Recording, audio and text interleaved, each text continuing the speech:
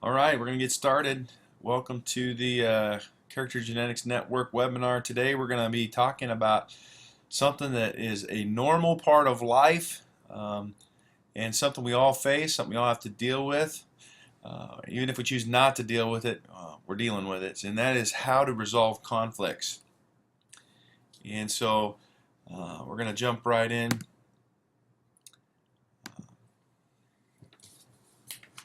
To have you with us today on the webinar, and there's nothing I don't think any more common and anything more potentially catastrophic than unresolved conflicts, whether that's in a personal relationship or whether that's in a work relationship. There are conflicts that emerge that must be dealt with, and the idea that if we just ignore them they'll go away kind of a thing just isn't really work in reality. Some things we can let go perhaps, but really there is a need for us to be skilled at understanding and practicing resolution of conflicts. And so as with all of our work with character genetics, we really focus on the root issues. So I'm going to go through today just a number of keys, strategies, understandings, a lot of data information. But I also really am going to focus toward the end of our time on giving you a tool for you to grow in your self-awareness, to grow in your ability to really understand what's going on emotionally, what's going on in your subconscious, that part of you that I call your character. Because what we work on and believe at Character Genetics is that our character is the real inventor of our results. And what I mean by character is this: the core thinking and values that predetermine one's behavior and results. That's Bob Harrison, and I added a little that, meaning take a measurement of any part of my life right now, and whatever's showing up, the results, is there for a reason. It's not a mistake, a surprise, it's not a mystery. It's there mostly because somewhere down in that 90 to 95% neuroscience says of me that's going on in my subconscious, I'm making decisions out of that place, just one after the other, after the other, after the other, lightning speed. And that's what's really driving my results. And it's very little of the percentage-wise of my decisions and my thoughts that I'm actually making from a conscious mind. I just naturally make decisions based on the programming that's down underneath through heredity, through my upbringing, through events in my life, especially when I was young and formative, that caused me to see the world a certain way. And because I see it that way, I make a decision quickly based on what I believed.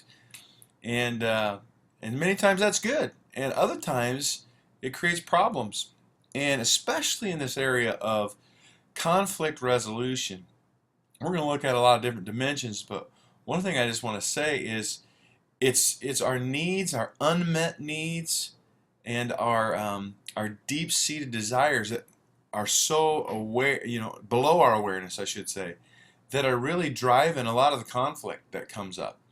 And for us to be aware of what's going on in that space really gives us an edge in handling what's going on in the moment when conflict arises, when there is a disagreement, when there is a conflict. It's really a conflict of those deeper things, especially if there's strong emotion involved, which can happen often. Not always, but often. And if that's the case, understanding where that emotion's coming from and the thinking underneath that emotion that's causing it is really important to not just resolve conflict in the moment, but really be able to resolve conflicts on that once and for all kind of thing, or at least consistently as we understand some things. So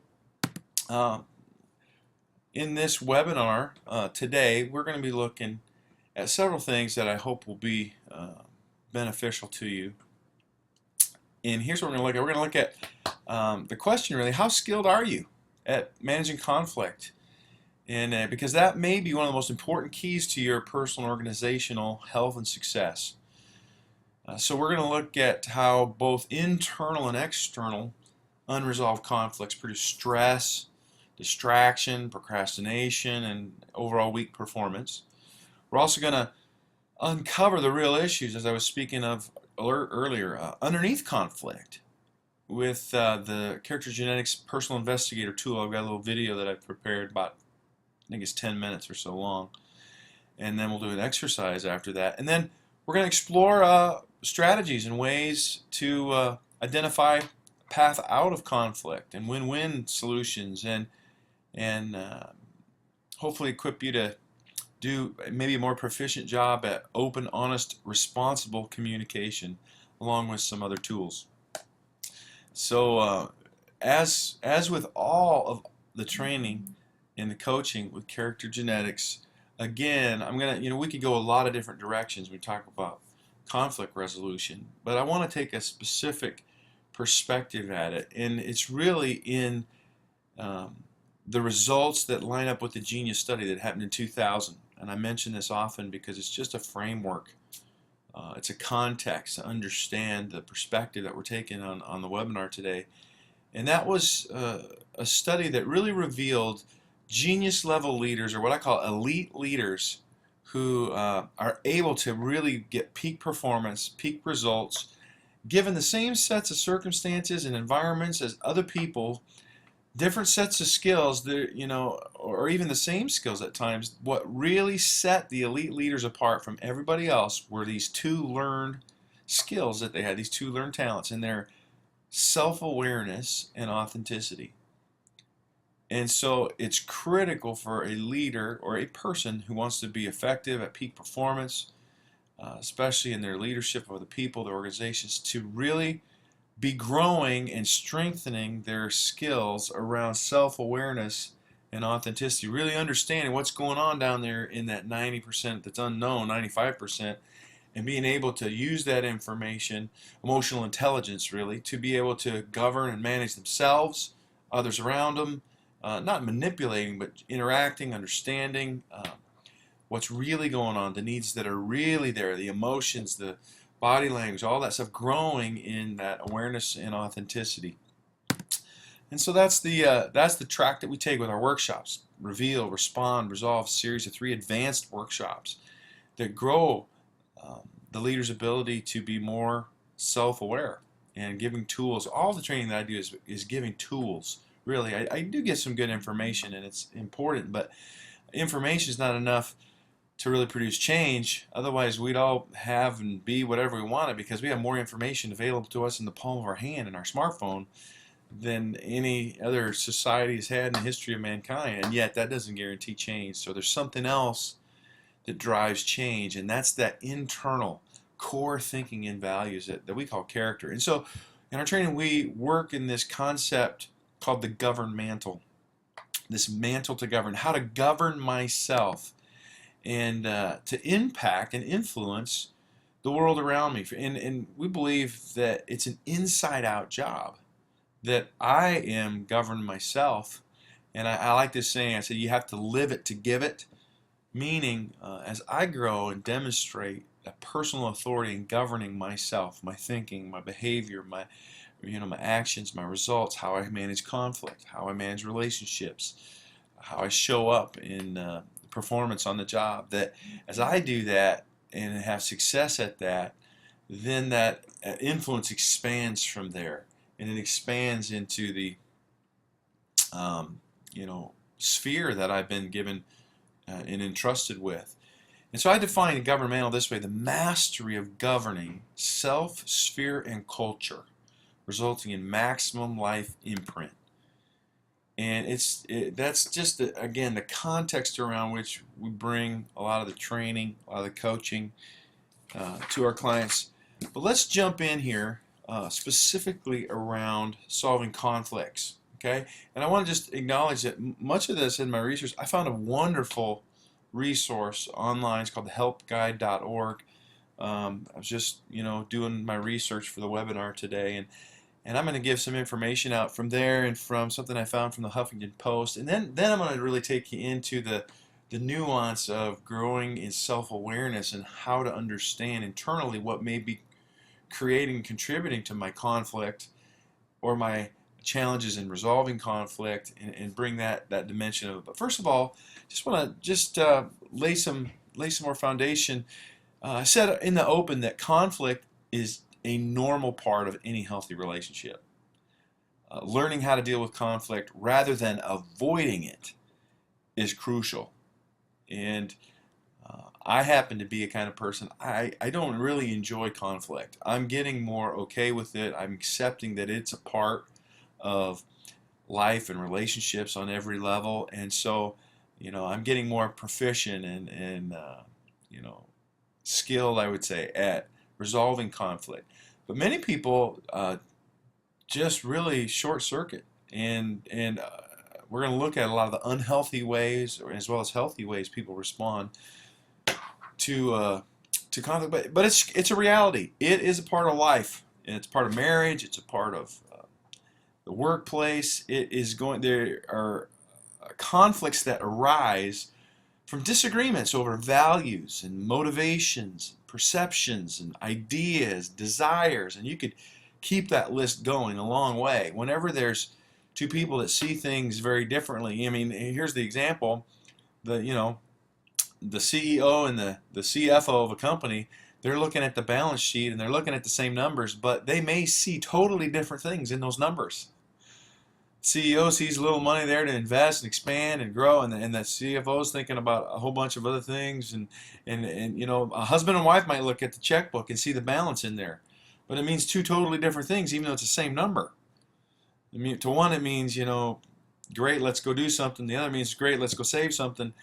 And that's because of the deeper needs, the deeper values, that a lot of that subconscious thinking that we each have that might not align or agree with one another. And when that doesn't agree, conflict can arise. And specifically, conflict tends to arise from differing or unmet needs. We all behave because we get our needs met in some way. We do things on purpose. We do things for a reason.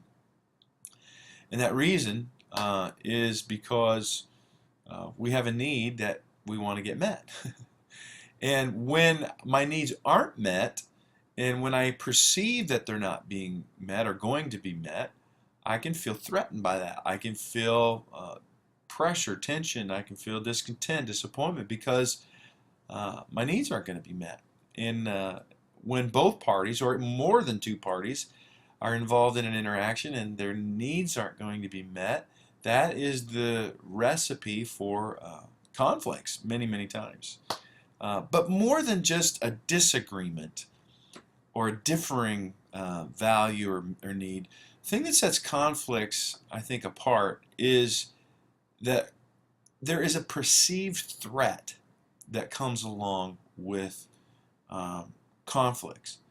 In other words, because of what's going on, one or more of the parties feels threatened. Something's threatened. Their safety is threatened. Their well-being is threatened. Their finances are threatened.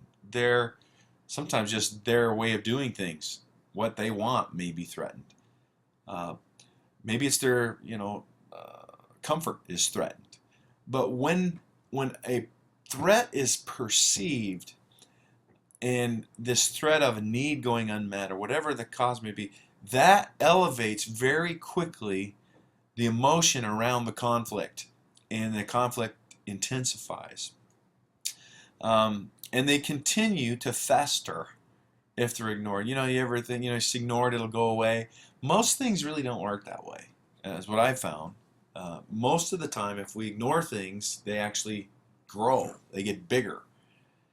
Sometimes, you've heard it said that what you focus on gets bigger, and that's true as well. But when it comes to conflict or unresolved conflict, most of the time, if it's really critical or vital, or if there's a threat, or there's something that's a strong disagreement from an unmet need, that thing is not going to go away. It's going to fester like a sliver, in your skin, and it will fester. It'll hurt in one or more ways and come out who knows how. A couple other things here. We respond to conflicts based on our perceptions. This is important. This is really important. Our perception, and really that comes, I was saying earlier, from our subconscious. My belief systems and how I view the world, men, women, money, threats, solutions, comfort, all that stuff. It's really what's going on down there that I respond out of. When I perceive a threat, I immediately, in many ways, short circuit my conscious mind, my logical thinking, and I get more down into the emotional thinking, especially if strong emotion is showing up. And at that point, I'm responding out of all that subconscious program. I'm sort of bypassing for the most part, the conscious thinking. And many times conflicts do trigger strong emotions. And but here's what I want to really underscore: conflicts are a wonderful opportunity for growth.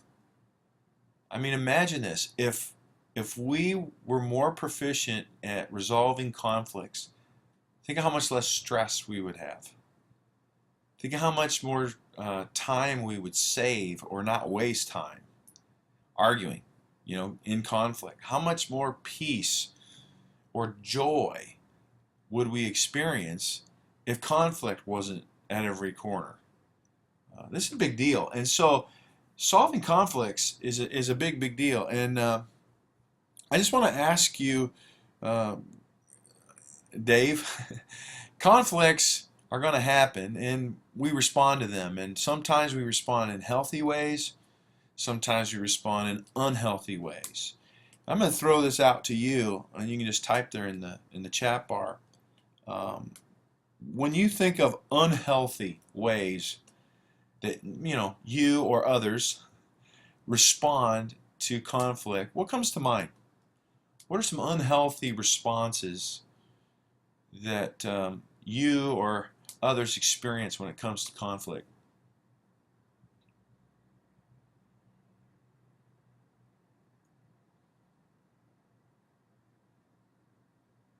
What do you do when conflict comes? The emotions start shut down. Yeah. Get angry. Anything else come to mind?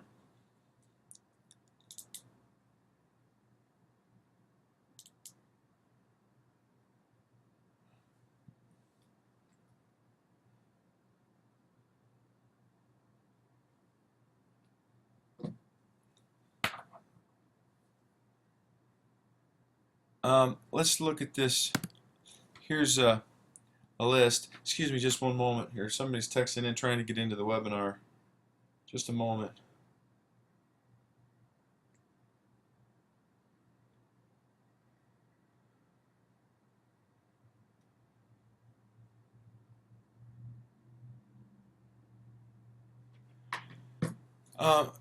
Here's some unhealthy responses. Frustration, you said, yep. An inability to recognize and respond to the things that matter most to the other person. That's unhealthy when it comes to managing and resolving conflicts. We really are able to resolve them better when we can understand what the other person or parties are thinking, feeling, wanting. And many times when our buttons get pushed, that's just not happening very good. Explosive, angry, hurtful, resentful reactions. You alluded to some of those. Sometimes in conflict we withdraw attention or love. We cause rejection, isolation, shame, fear. There's an inability to compromise or see the other person's side, and the fear and avoidance of conflict. And here's one: the expectation of bad outcomes. If you've ever had chronic conflict, like ongoing conflict with a coworker, a spouse, or another person, a child maybe, it comes to a point after a season of chronic conflict where there almost becomes an expectation that this interaction is going to go badly. This trying to solve this problem is going to go badly. And so it almost becomes many times a self-fulfilling kind of prophecy that, oh well, it's going to go bad. So the first little touch of disagreement or whatever, and it's like, here we go, just what I thought.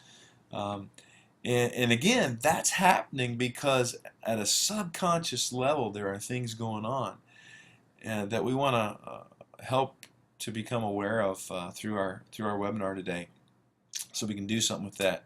Here's some healthy responses. To develop the capacity to recognize and respond to the things that really matter to the other person, to remain calm and non-defensive, to have respectful reactions. And that's easier said than done, especially when the emotions have been tripped. Readiness to forgive and forget without resentment. That could be one of the top one or two, at least in my view, keys and healthy responses when it comes to conflict. Be able to admit I'm wrong, be able to forgive, and not judge another person's motives or intents so strongly that, I judge them and label them that that's how they are, and that's how they're going to be. And that's very dangerous, slippery slope. And so to stay ready to forgive, forget, and not hold resentment is key in moving on and resolving conflict. Also, that ability to seek compromise and avoid punishing somebody in the process or in the outcome of the compromise. And really just growing in this belief that facing conflict head on is best for both sides. For those who shut down or run or freeze, that when we're threatened, there's that natural response, right, of fight, flight, freeze, or faint. And threats, will come up against that and cause that. And learning what's really driving that and how to navigate through that is important. Let's look at a couple more slides here, just I think some good information before we go to the video and our exercise. But conflict often triggers strong emotions that can lead to hurt feelings, disappointment, discomfort. The ability to successfully resolve conflicts depends on your ability to, I thought this was good, manage stress quickly while remaining alert and calm. Control your emotions and behavior. Pay attention to the feelings being expressed, both of your own and others, and being aware and respectful of those differences. Common reactions to stress in the moment of conflict. This is interesting. Some respond foot on the gas, right? Anger, agitated, that fight response. Brah, I'm going to come after this. This is a threat. This is a conflict, and I'm going to win, or I'm going to be right, or I'm going to, prove a point. Others, though, put the foot on the brake. It's that flight or that freeze, where they withdraw, they shut down, they have more of a depressed response. Others, there's this kind of both foot on the gas, foot on the brake. It's that freeze. There's a response that's kind of a shutdown, but with the shutdown, there's also a really high agitation along with shutting down, and that's a pressure cooker.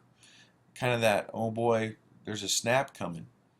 I don't know if you can relate to any of these guys or not, but I can for sure. And it's stress. Really, this stress, this pressure interferes with the ability, all of them, yeah, for sure. Stress interferes with the ability to resolve the conflict by limiting our ability to accurately read the other person's nonverbal communication, to actually hear what someone's really saying, to be aware of even my own feelings. We've been talking about that, and we're going to go there in just a moment, but to be in touch with my own deep-rooted needs. What is driving my part of the conflict? Why am I feeling threatened? Why am I sensing I must prove something? And certainly that stress, that pressure really complicates my own ability to communicate my needs clearly. And so I thought this is important. Why emotional awareness is a key. Again, this is from that helpguide.org. If you want the full article or full writing on that, I encourage you to go there. That was really good of all the ones that I looked at.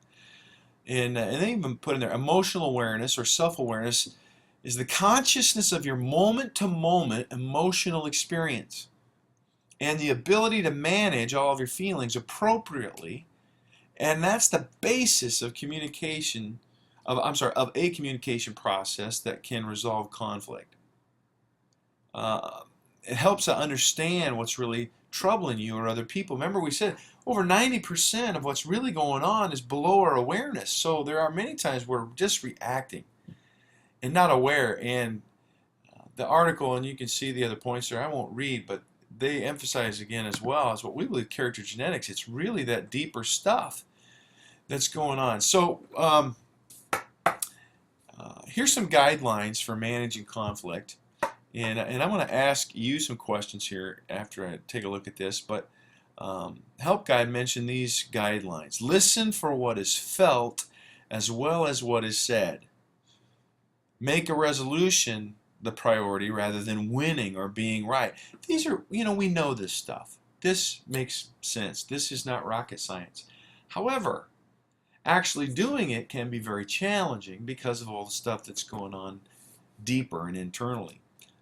They say focus on the present. Don't go historical or hysterical when it comes to conflicts. Keep it on the point. What's the present moment about? Be willing to forgive. There's that theme again. And know when to let something go. There's some other ones I have on the next slide, but I'm just curious from you guys. I see Ray's joined us. Hi, Ray. Sorry, I don't know what happened. Got you into a different webinar there. But when you guys think about managing or resolving conflict, strategies for resolving conflict, what have you learned that works for you, or what will you share with us? Just list them there, in the chat bar. I want to hear from you. We've talked about how conflict is going to happen.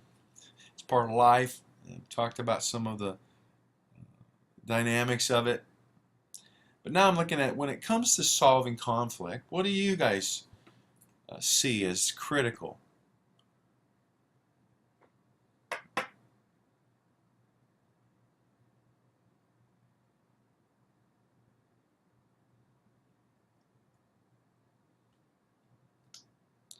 You need to be humble more often.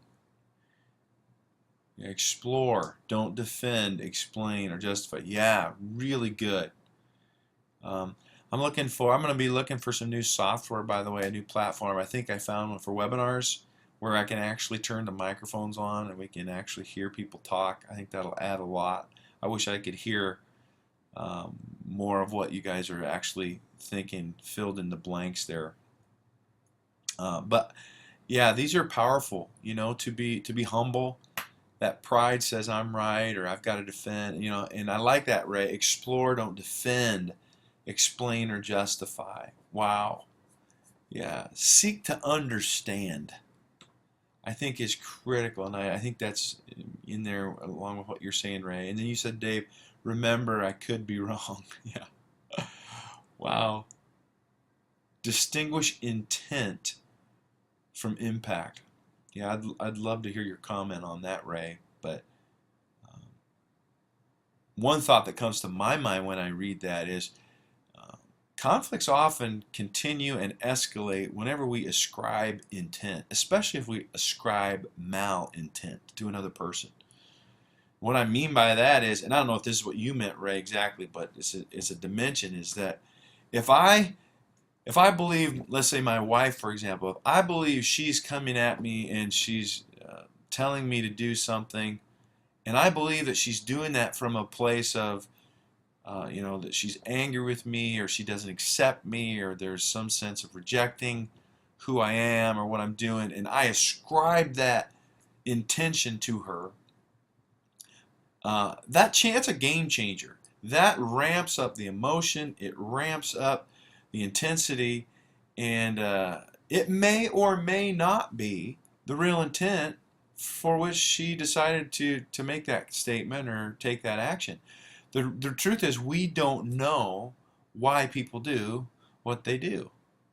Oftentimes, we don't even know why we do what we do, unless we ask. That's why I like Ray's comment: inquire, seek out, to understand why a person. I like to ask people, what was your thinking? What was your thinking around that when you did that? Instead of assuming that I know what they were thinking.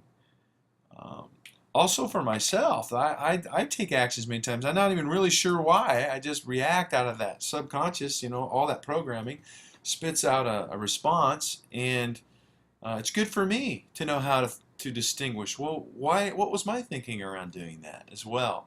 Very, very powerful. We're going to experience that here in just a moment. Let me read some more here. Often people do not intend to act badly or do harm. I believe that.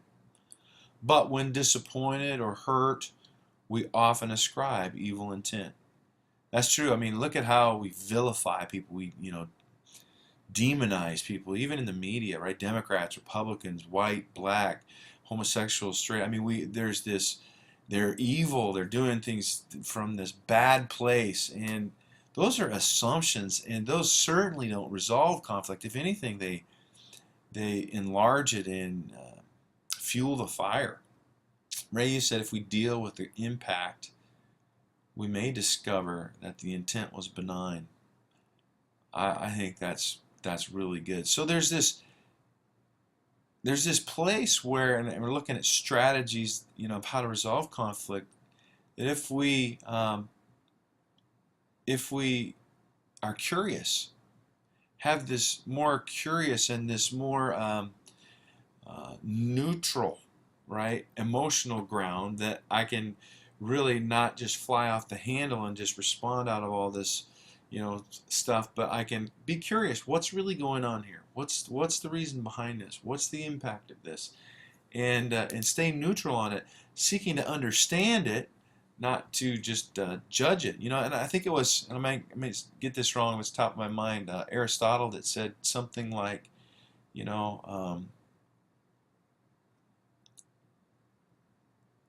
real maturity. I don't think that's it, but it was the idea that real maturity is the ability to fully hold the thought of another person without making it my own.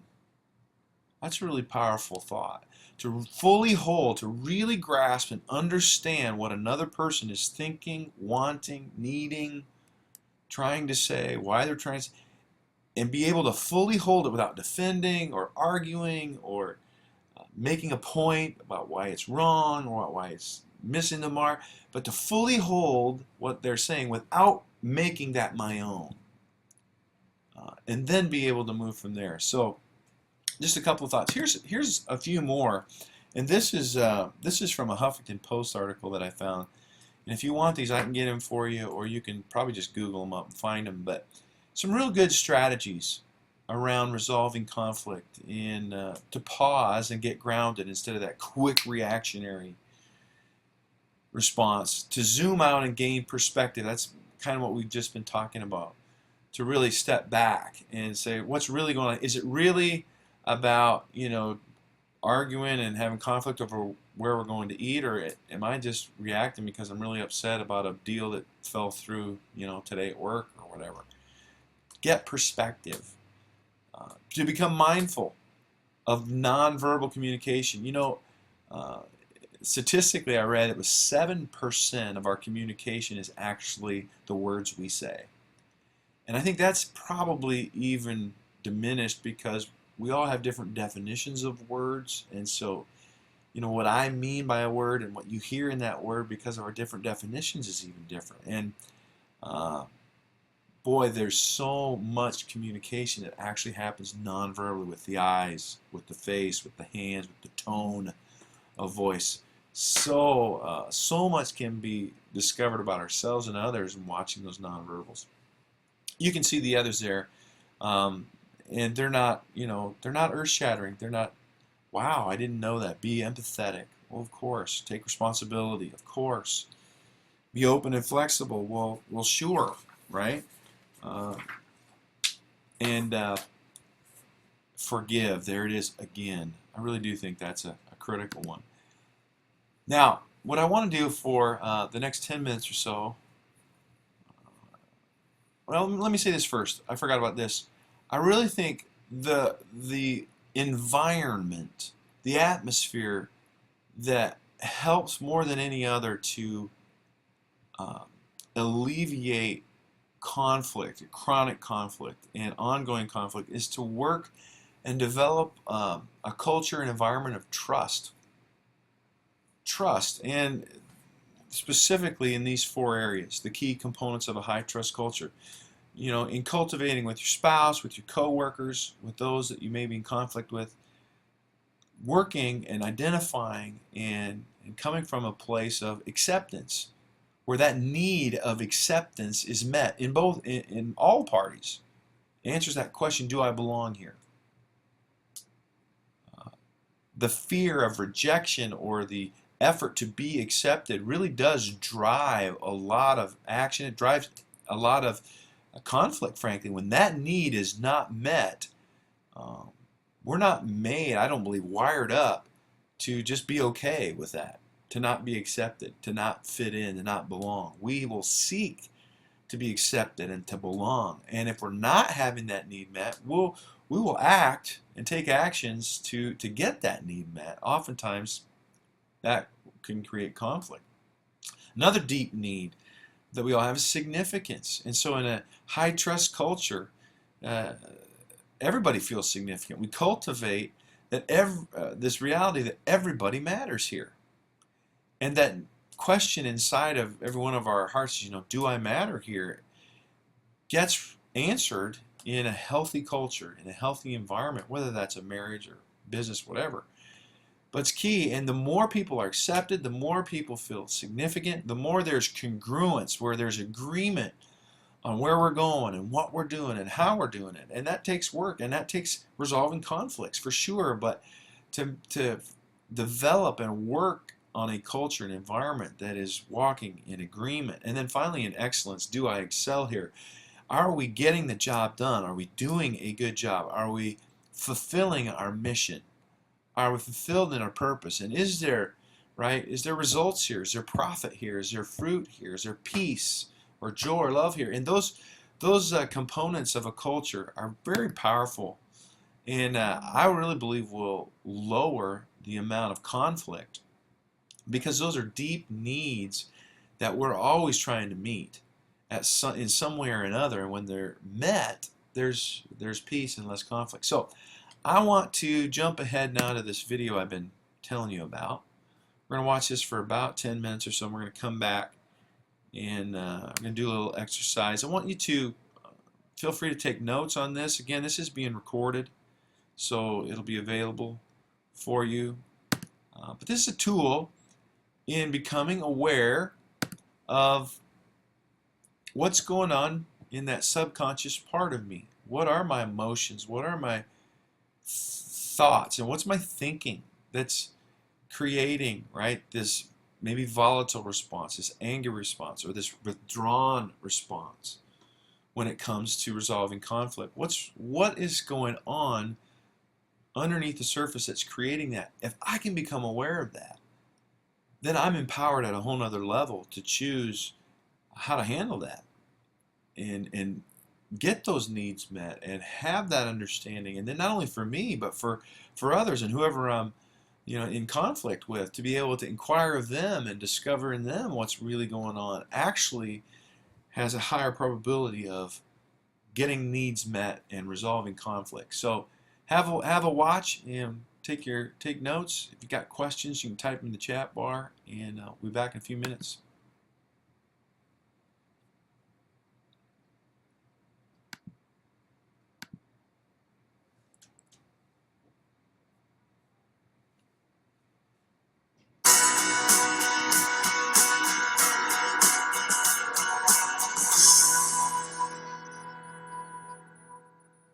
This is a diagram that it really shows three parts of our being. It's not the body, soul, spirit look. That's real and that's Bible, but it's a different look. This is what I call a head, heart, and infinite, or God, part of us. Okay? And it's just a different look at three distinct parts of who we are. In the head is where our conscious mind is. Heart is where the subconscious thinking is at. In this infinite part of us, God is where it's unlimited. We have this resource because God is in us. You'll notice, if you can see this, that the bottom part is open. These are closed circles. The bottom part is open because that represents unlimited, limitless possibilities and strength and resource in God. And so, one of the things that we talk about and teach is that we make decisions unconsciously, or subconsciously, I should say. And those decisions that we make at a subconscious level, we're making just as quickly as possible all the time. They're just one after the other. This is what it means to be good. This is what it means to be bad. This is what money means. This is what God means. This is what men mean. This is what women mean. And we're defining reality around us based upon the programming at a subconscious level that was input generationally, through the generational lines, but also input through my own experience as a kid, as a child, especially when I'm young, what I go through, what I observe. I begin to form an operating system or a lens, like these glasses. I begin to form a belief system about how I see myself or God or the world. And I don't know I have these on. I'm unaware, right? It's the part 90 to 95% of us that neuroscience says is unaware. And interestingly enough, though, this is the part where it says in Proverbs 23:7 that as a man or woman thinketh at a heart level, subconscious level, so are they. This is where my results are coming from. This is subconscious believing. Now, you might be saying, what are you talking about? Here's what I'm talking about. You take a measurement right now of your life and the results you have in your life. Okay, your health, your relationship with your spouse, your kids, your finances, whatever that number in the checkbook is, your retirement plan, your ministry effectiveness, your business, whatever you measure your life. I'll promise you this, whether you see it or not, probably you won't exactly, but here's what the truth is. It's what you believe at a heart level, at this subconscious level, that is creating those results. You might say, well, wait a minute, I don't like those results. Whether you like them or not is not what I'm saying. What I'm saying is they are there for a reason. And they're there because it's what you believe at a heart level. You say, well, no, I don't. I want more than that, or I want different than that. What we want is irrelevant at some level. I mean, people want to be in a loving relationship but go to bed lonely every night. People want to have money to pay their bills and make a big difference but are broke and filing bankruptcy. So what we want isn't really the issue that I'm talking about. What I'm talking about is the reason why we have the results in our lives we have right now is because of what I've chosen to agree with or disagree with, what I choose to believe, the belief systems that I have. And to change my results, I've got to change my belief system. You say, well, how do I do that? I don't even know what it is. I don't know what's causing my bank balance to be that. I don't know what's causing my marriage. Exactly. So there's a tool that's called Personal Investigator. Sometimes I call it a detective. Personal Investigator. That we use in the workshops and in the coaching to be able to discover what are the belief systems that are really stopping me from what I want, or really disagree with God and His ways. And what are the belief systems that are limiting me, and what are the belief systems that are limitless? And so, here are the two things we look for, the two clues. We're going to look for two clues: feelings and behavior. So you start just simply being aware, even right now, what's your behavior right now? Are you really into what I'm saying? Are you bored? Are you checked out? Are you distracted? Are you frustrated by what I just said? What are you feeling right now? What are you doing right now? That is a feeling and a behavior. And then you ask yourself this question: what's the thinking in my heart causing that feeling or behavior? Because that's the fact. Some people think, no, I just feel what I feel. Well, scientifically, what's proven is that a thought creates a feeling. And so there's a thought that's underneath a feeling. Maybe it's a thought of being afraid, or being embarrassed, or being, what other people think about me, or being, whatever. There's a thought underneath that feeling. And so to discover that thinking is a key to discovering some of the limiting beliefs. And it's so vitally important, because to change our fruit and results, we've got to change our character, our core thinking. The way we do that is by playing an investigator. And this is why experience learning is so powerful. I can tell you this stuff, and you say, yep, this is how, but there's no real transformation until you find yourself in a workshop or a coaching experience where you go through an experience and you're experiencing feelings and behaviors in the experience, and then you connect the dots. And then you begin to see, wow, I have a belief system of something like, I have to figure it all out first before I take chances. Or I don't believe I can trust anybody. Or, I know it all already. What are you going to tell me? Or, there's not enough. I'm not enough, right? I'm not smart enough. I'm not good looking enough. I'm not bright enough. I'm not rich enough. I'm not, or, there's not enough possibilities. There's not enough ways for me to make my dreams happen. All of that stuff surfaces through these experiences that are happening in the training, and all of a sudden I'm confronted with beliefs that I have at a core level that I was unaware of before I went through this process. But when I become aware of them, then I can take responsibility for them, and I can change them, and then I can produce a different result. But it starts with understanding how to play a detective or a personal investigator, how to walk, and really this is all around self-awareness. There's a lot of work that's being done today around self-awareness. And then personal responsibility is the next step. I see what's limiting me and the limitless possibilities. I take responsibility for them, and then I take action. And this is a transformation process that is exciting, and actually the training's fun. And you can do this even right now. Experiment with it. Just be aware of how you're feeling, how you're behaving. Ask yourself the question, what's the belief that's causing this? What's the thinking causing this? And you find out, well, I'm afraid of failing might surface. And here's how you take it and make value out of it. Once you discover a belief system, you look at all the different parts of your life that are less than what you want. And you ask yourself, how is that belief system affecting this situation? You apply the thinking that you discovered to these areas that are a problem for you, or that you want to grow, or that are stuck. Because here's the thing. How we do anything is how we do everything. T. Harv Eker said that at some level. I say it this way, if it happens in here, it happens out there. My thinking goes with me everywhere I go. So if I believe that God's out to get me and I'm, a bad person, I'm going to take that into every situation in my life.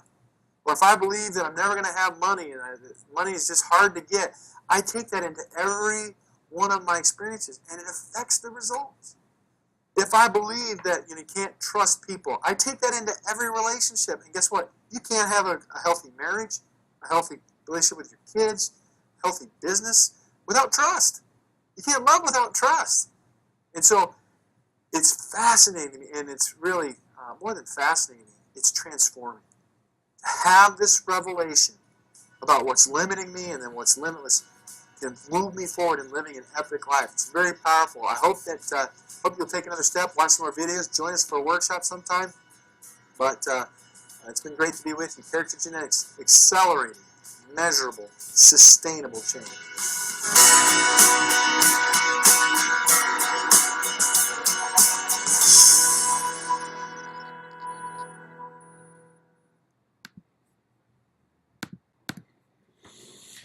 All right, so you guys, of course, on the call or on the webinar today, you've been through the training. You know how to play detective. You're probably working on that at some level or another in your own life. But I want to apply this directly to resolving conflicts now, okay?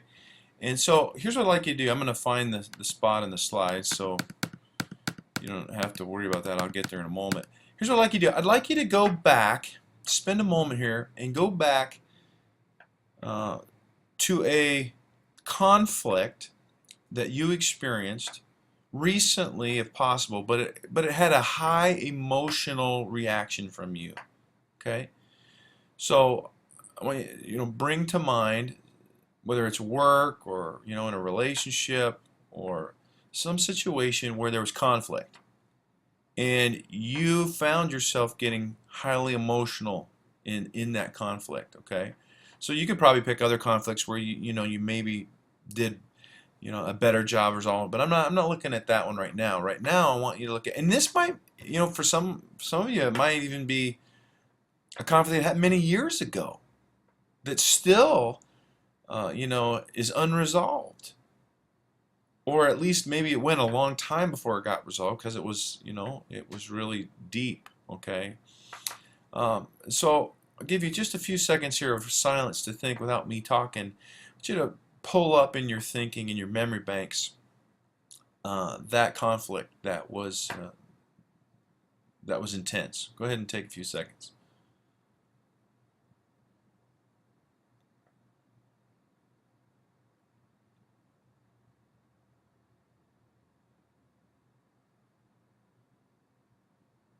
When you've got something, just type yes in the chat bar so I know that you've got something specific that you're thinking of, because it's important for us to do this. Okay, Dave's got one.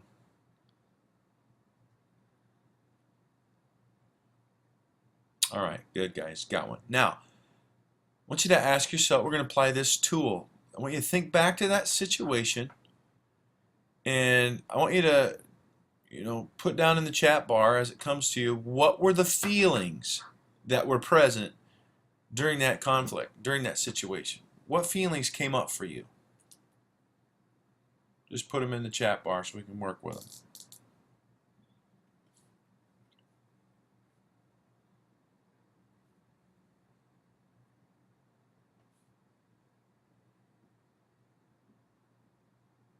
Okay, good. Disappointment, hurt, frustration, anger, pride. Okay.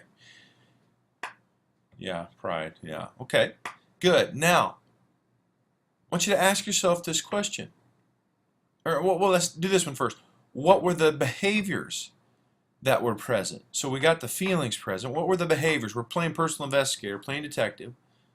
What did you do or not do that you're willing to share briefly in our chat bar? Go ahead and type it in.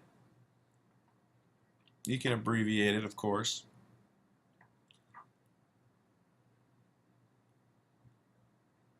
Sulked, walked away, okay. Shut down, okay.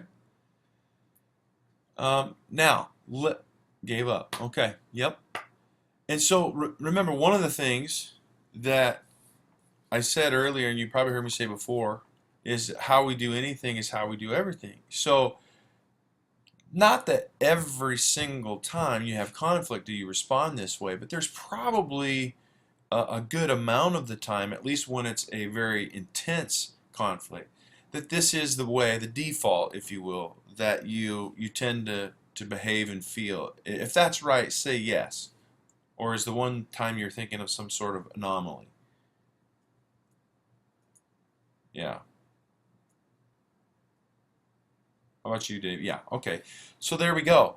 So now let's take that next step. What is the thinking underneath shutting down, giving up, walking away, getting angry, being disappointed or hurt or frustrated?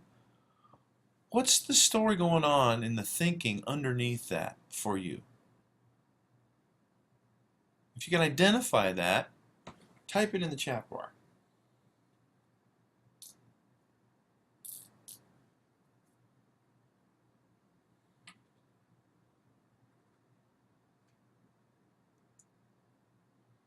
And if you're not, one of our guests on the webinar today, as we're recording it, if you're watching this later, make sure you do this for yourself. What are, go to a conflict that was intense and emotional. Look at your behaviors. Look at your feelings. And then ask the same question that I'm asking Ray and Dave today. What's the thinking underneath it? So let's see here. Ray, there's a thought. I deserve better. He doesn't care or respect me. There's nothing I can do to change him. Okay. Dave, I was right and wanted to prove it. Yeah. I forget where I was talking, somewhere. I'm talking about how, wars are fought over having to be right or having to prove it. I mean, people die out of the need that some people feel to be right. Wow. So the thinking underneath is this. Now, there could be, by the way, many different kinds of thinking that could create the same behavior. But for you guys, in this case, that's what it was. So here's a great insight. What needs do you see that are represented here in this thinking? So what of your own needs are revealed by the thinking that you recognized in this behavior during conflict?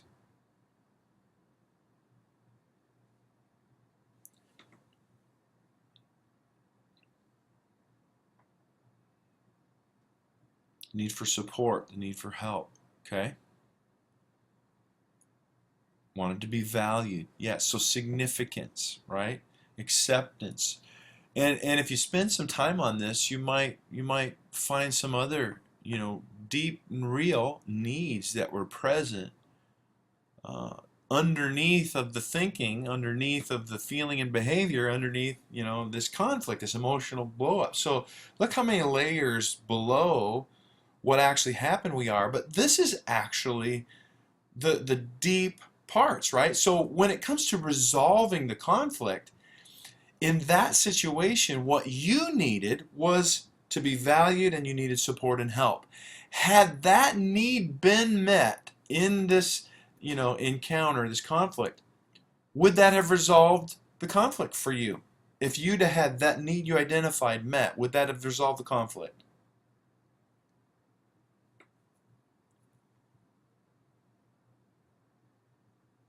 And I'm looking for an answer. Yeah, I think so. Okay. I think so. Okay.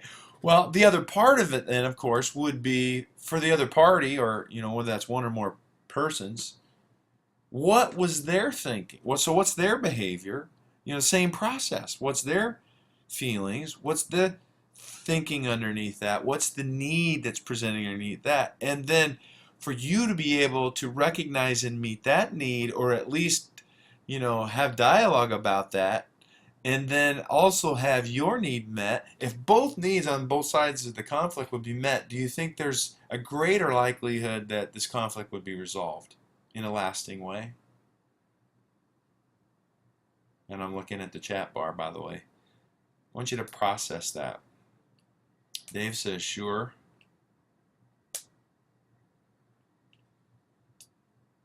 What do you think, Ray?